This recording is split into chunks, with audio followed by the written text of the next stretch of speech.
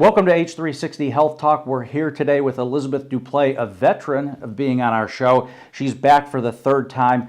Now, Elizabeth is a sophomore at the University of Alabama in Tuscaloosa. She's on the crew team. She's doing sorority work. Straight A student. I'm hoping that we're going to hear that. But back for the third time, Elizabeth Duplay. Liz, it's good to see you. Yeah, good to be here. Now, just for full transparency, Elizabeth is my daughter, my favorite daughter, by the way. And she's doing some great things. Elizabeth was here, I think the first time you visited us, we talked about cyberbullying. We talked about integrating into college life and the stress that college kids go through. So why don't you bring us up to speed on what you've been up to since the last show?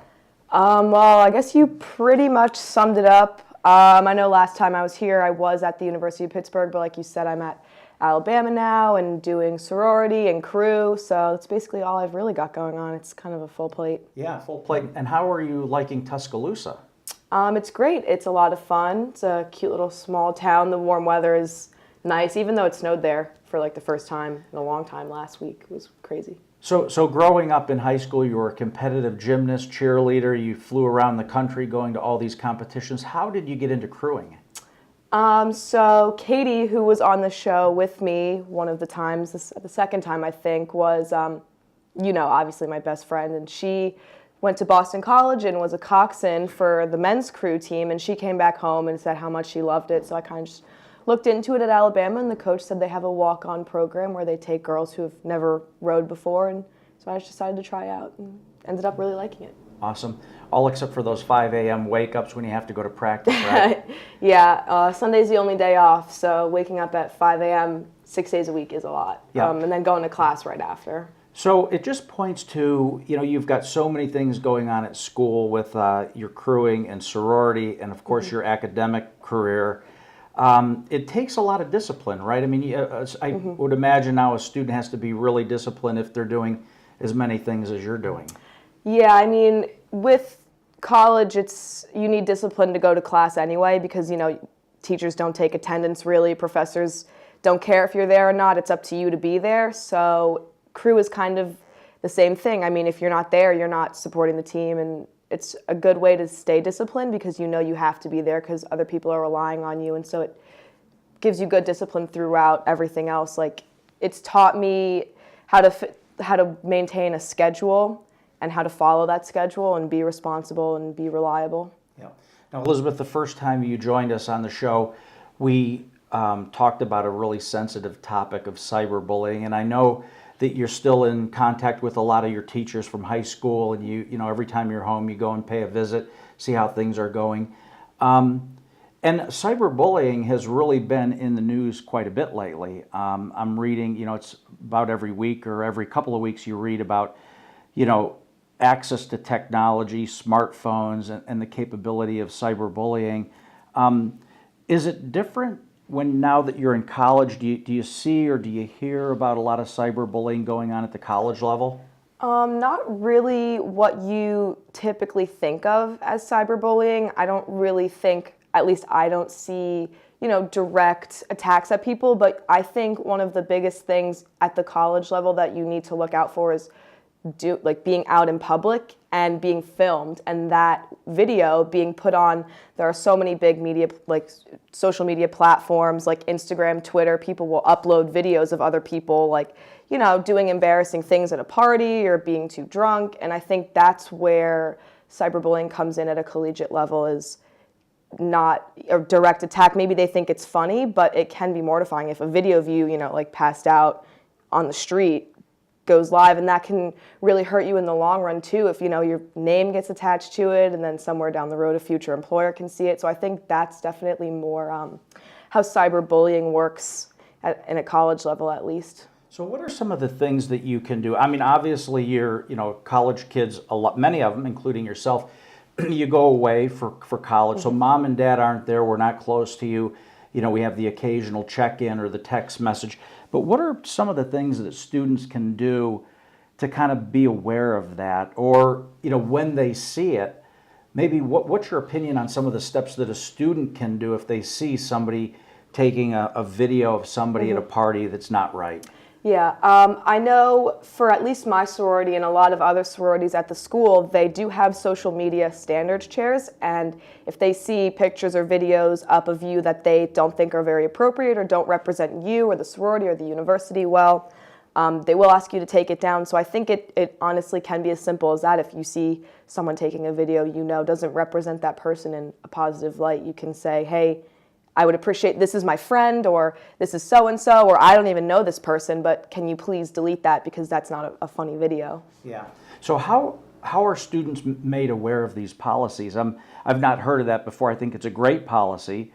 Certainly it protects you, it protects the student, it protects the sorority or the fraternity, and it also protects the university. How are students made aware of these policies? So I know at least for my sorority in the very beginning when we first were initiated and were pledging, they sat us down and kind of gave us an outline, and we signed a social media contract. Like, we put our name on the bottom and everything, signature, and it kind of basically laid out things that they thought were inappropriate, and they said, if we see these things on your social media, because they have a handful of girls who are responsible for following everyone in the chapter and making sure, going through their social media and sifting through photos and videos that are posted to Twitter, Instagram, Snapchat, so on.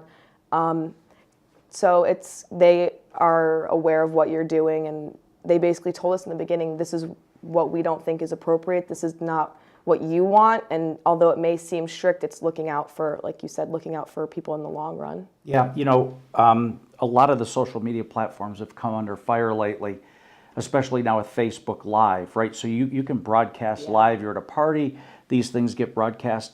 Do you see the big social media, the Twitters, the Facebooks, the Instagrams of the world taking steps to kind of protect their users? I don't think so, because they're making everything so uncensored. Instagram, I know, is the only platform that has a censor. They have, if you post like nude photographs or photos of drugs, I know that they get taken down, but Twitter and Facebook and Snapchat seem, to me at least, like a free-for-all almost, and you can post whatever you want regardless of content. So I think while it is, freedom of expression and whatnot, you can post things like whatever you want. So you want to have friends that look out for you, that if they see you posting things like that, they can be open with you and say, hey, I don't think you should have that on your such and such page, you should take that down. Yeah. So let's talk a little bit about college, and you hit on a couple of points about managing your calendar, setting goals, or setting your day and outlining in your calendar things and holding yourself accountable to that. What are some of the other things that students should be aware of to help manage some of the stress? Do you see a lot of students, you've got a lot going on. I would imagine there's other students that have a tremendous amount going on. Should students really take a step back, especially maybe in their first year or two, and kind of limit what they do and how they get integrated into college life? Maybe not limit what you do. Like, it always is good to get involved early, because that's where you can meet most of your friends, but it is important to make sure all you get involved with is, it's enough that you can handle. I know with school, sorority, and crew, I could not handle another thing, so I know that I should not join any other clubs, because I do want to have free time to myself. It is important to have the time where you just, sit around and relax, or have snacks and watch a movie, or go on the computer or something. So it is important to leave time for that. As for resources for first-year students, one thing that I do every semester is, when I get my class syllabus, I print it out, and I have, a big calendar on my desk, and I just put every single deadline that's on that syllabus into my calendar, so it's easy to see, when you do have a busy week, because a lot of times your exams will fall around the same time frame, within the same week, even if it's different classes. So it's important to make sure you're aware of when you're going to be busy, and be hyperactive about that, and know, I should not, go out on this Thursday night because the next week I have an exam and I should stay in and study and get sleep or whatnot, Yeah. So what are maybe some of the early warning signs that students should look out for when they're beginning to feel maybe a little overwhelmed, because feeling overwhelmed and you've got so much going on can lead to other things like depression and isolation, and then all of a sudden, you're not going out with friends, and you're kind of staying more to yourself and in your room. What are some of the early warning signs that a student should look out for, maybe to protect themselves, or at least a red flag that goes up that says to them, maybe I should seek some help or go talk to somebody? I think one of the biggest ones with college students is not eating right. It's really easy to just sit in your room and not go walk to the dining hall and get breakfast, lunch, or dinner or whatnot. I know a lot of people will probably sleep through breakfast, but if you go up until 5 o'clock without eating at all that day, I think that definitely is a sign that you're not handling your time well, and you can be a little bit stressed out. Because I know when I have a lot of exams, sometimes, you're sitting in the library for several hours and you just kind of forget to eat because you've been so busy. So I think that can be an early warning sign, is not, having enough time to do basic things like, eating, showering, things like that. Mm-hmm. And so when you see yourself or a friend kind of falling into that, there's kind of this borderline, right? You want to be a friend and you want to bring something to their attention and address it before it might get out of control. But how would you personally approach a friend if you saw a friend of yours at school beginning to fall into some of these things and demonstrating these behaviors? How would you approach that? I think it's important to let that person know you're there for them, but also to not pry. And I think it's the same way in a parent-child relationship when you're trying to kind of get a little bit of insight on what's going on. You have to kind of not put your whole foot in the door, maybe just a toe, and say, hey, I'm here for you. Like, what have you got going on tonight? Like, maybe try and initiate a plan. Say, hey, I'm going to go get dinner with, me and this other person. Like, do you want to come along? And try and, get them out, make them feel comfortable.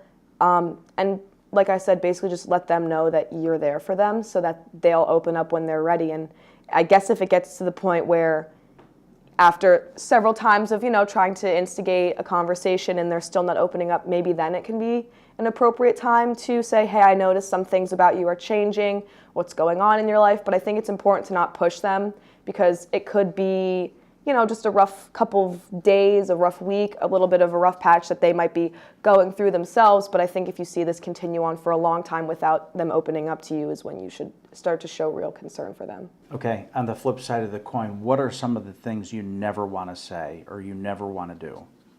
I would never point fingers or be accusing, saying, you're acting differently, like, what is your problem? Don't make them feel like they are the problem, because it most likely is something, in the external world around them. They could be just overwhelmed by school. They could be doing bad in a class. They could have, relationship issues. You never know what the problem could be. So I think pointing fingers is definitely something you should not do. Yeah. Now, you've in the past have had a relationship with a therapist. I've had a relationship with a therapist, and it really helps to talk and and have that person that has no vested interest per se, that can see both sides of a coin and and give you good advice. And when you're a younger adult, what are some of the things when if you had a college friend that said, I'm thinking about maybe going to a therapist and talking for a while, and they ask you, well, what kinds of things would you look for in a therapist? What would you say? Because that relationship is really important, I think. It honestly depends on the person. Some people will prefer same sex, some would prefer opposite, or some could prefer a younger person because they can relate more. Someone might prefer someone older.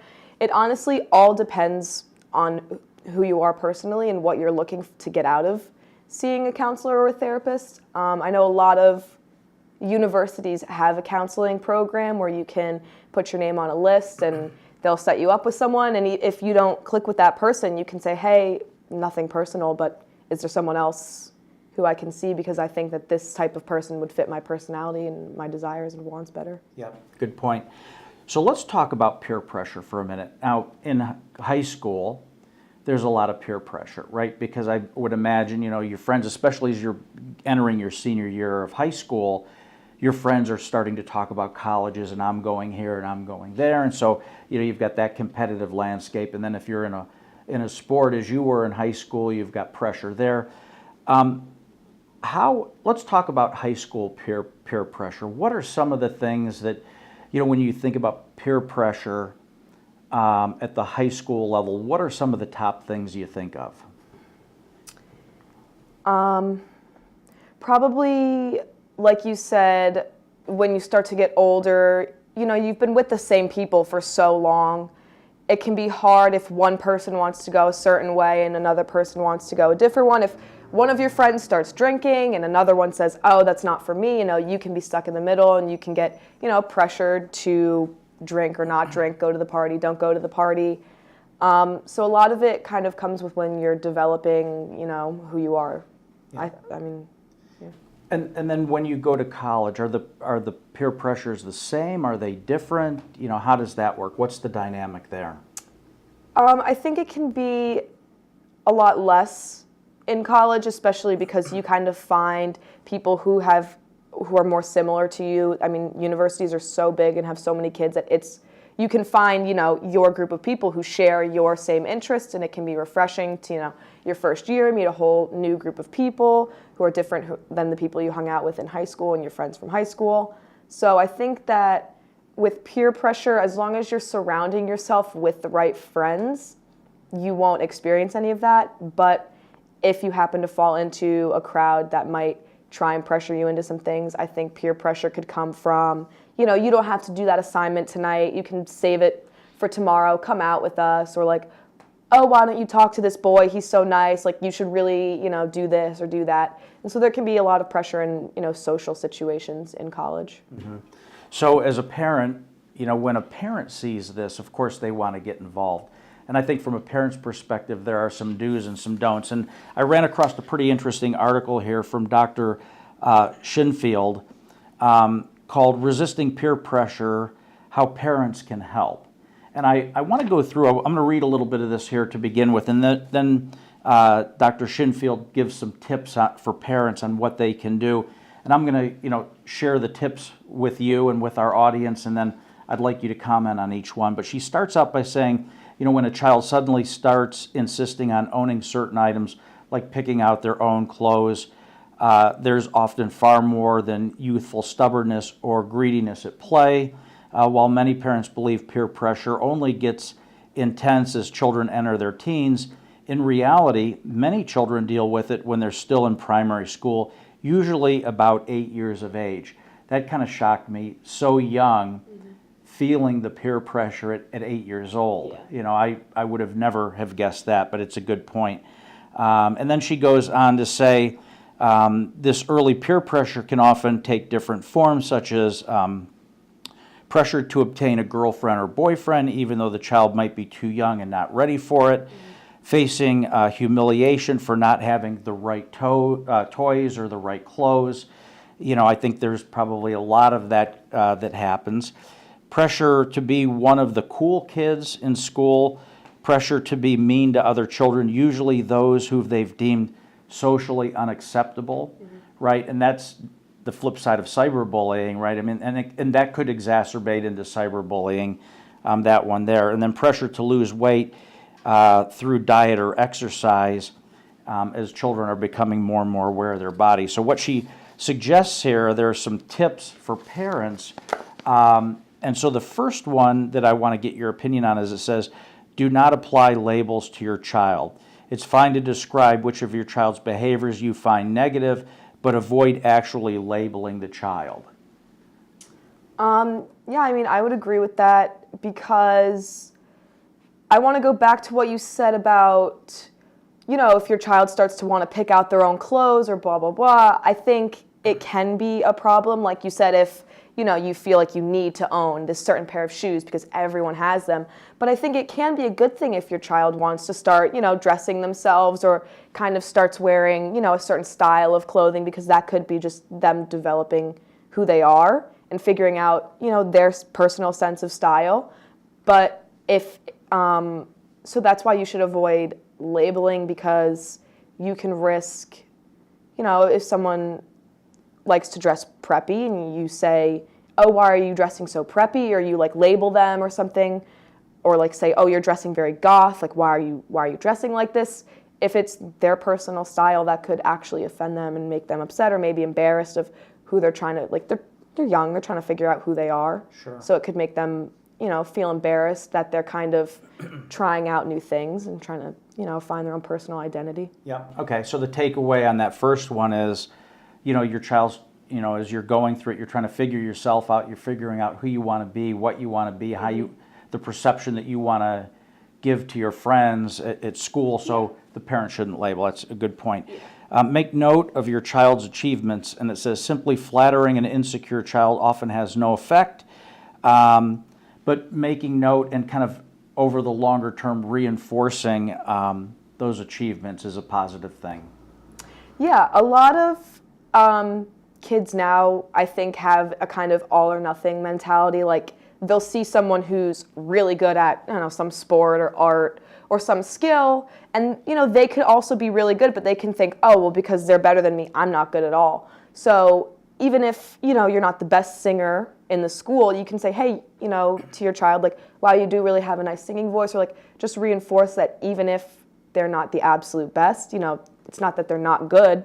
You can make them aware of their talents, because they're always constantly comparing themselves to other people, thinking I'm not as good as this person, when in reality, they probably are still very talented. Yeah. Okay, the next one is one I kind of like. It says, teach your child how to appear assertive.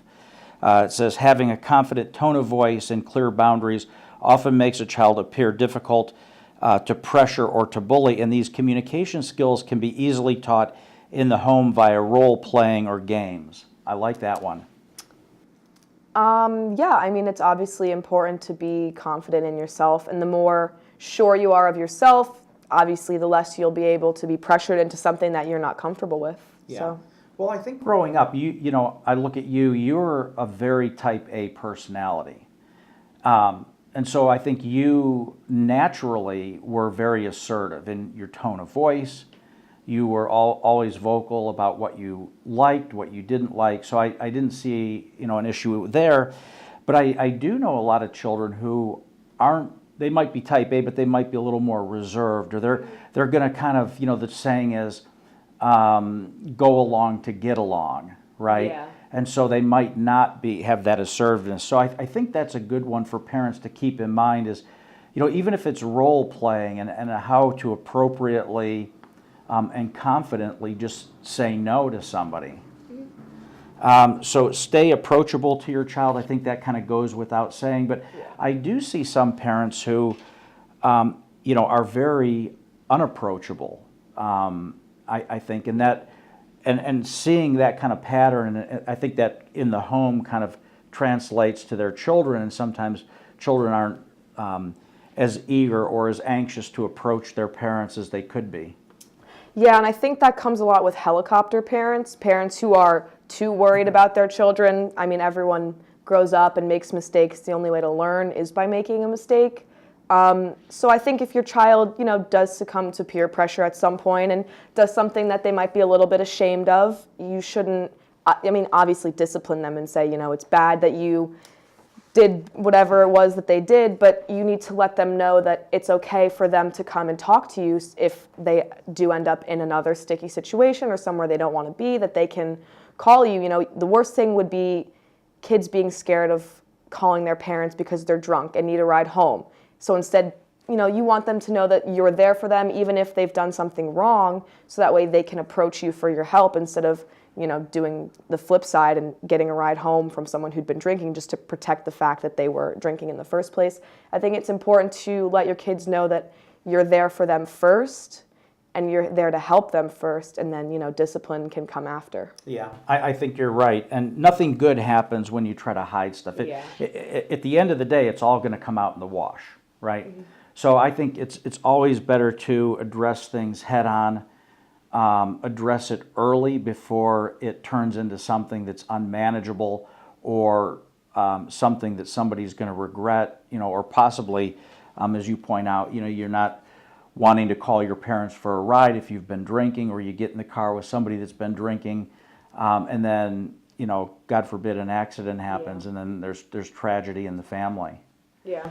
And the last one is another one that I like. Talk about your own experiences with peer pressure, and that's being addressed to the parents. So the parents should talk about their own experiences to try to relate.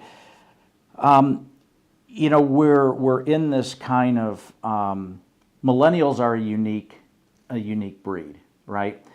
And so they do things a little different, and I think it's true from generation to generation.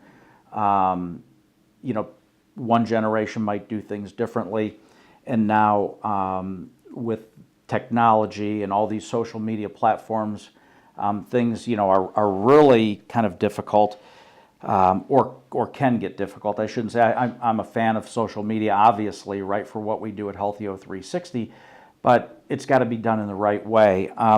So talk about your experiences around peer pressure, and do you think that even though one generation might not be able to relate just because of technology or other things that have come about, do you think that the child would say, well, you really don't understand, that was back then, and you didn't have cell phones when you were growing up, and now we do? How would you advise a parent to kind of approach that situation? It is good to try and relate to your kids. Obviously, the things that they're going through are different, but some things are universal. Like, I'm sure every single person on the planet can think about who bullied them in middle school. Some things always will stay the same, and I think it is important to let kids know, like you said, although I don't have a cell phone and I wasn't comparing myself to people over the internet, I was comparing myself to people in my school, or I was competing with people, in my classes and whatnot. So things are changing, but bottom line, peer pressure has always been around, I think. So it can be, relatable. Yep. Elizabeth, let's wrap up with a couple things here. What advice would you give to a high school senior getting ready? You're a sophomore at the University of Alabama. You started your college career at Pitt. You transferred to Alabama. So you kind of, you've got 2 years of college under your belt. You're in this rhythm. You know what you're doing. What advice would you give to a high school senior who's getting ready in the fall to go to college on how to successfully make that transition? One thing I definitely would do is when you get there, put yourself, if you think you'll need it, even if you don't think you'll need it, put yourself on the wait list for the counseling center as soon as possible, because once the semester gets rolling, everyone starts getting stressed, and then the wait list can be 3, 4, 5 weeks long, even a semester long, just to get set up with a counselor. So I think, getting on that early can be a big help, because then you won't feel so discouraged when you're really stressed out or really feeling upset, and you call them and they say, okay, we'll put you on the wait list. You can see someone, next semester.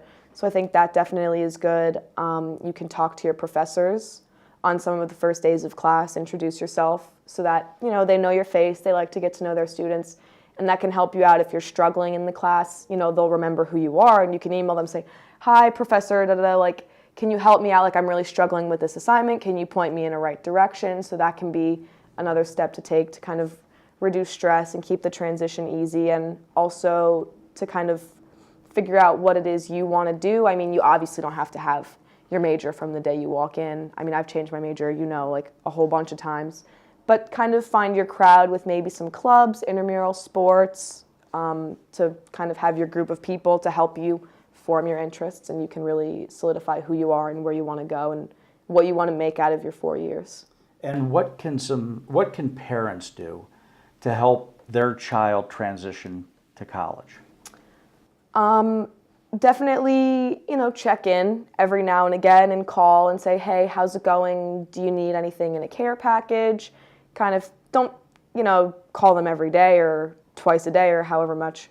But just keep in touch and let them know that you're there for them, and that, if they need anything, you're available. So when you found yourself at school and Mom and I drove off for the last time, we waved goodbye, and you went up to your dorm room, you got settled in, what's the one thing that you wish you would have brought to college that slipped your mind or you didn't bring? What's that one thing that you could say, wow, this, how did I miss that? Maybe not last year, but this year for sure, a cookbook, because last year I was in a dorm, so I had the dining hall to eat at, but now that I'm in an off-campus apartment, I have this kitchen, and I'm always wanting to cook for myself because I don't, it's easier when you're at home, and it's nice to cook meals, but I had to call Mom in Target last week because I didn't know how to cook a turkey, and I didn't know if I should buy the turkey, if I could cook it or not. So definitely coming with a little bit more culinary knowledge would have been helpful. And how did the turkey turn out? After a lot of fiasco, it ended up okay. Okay. All right. Well, Elizabeth, thanks for joining us. Great conversation. I look forward to seeing you again next time.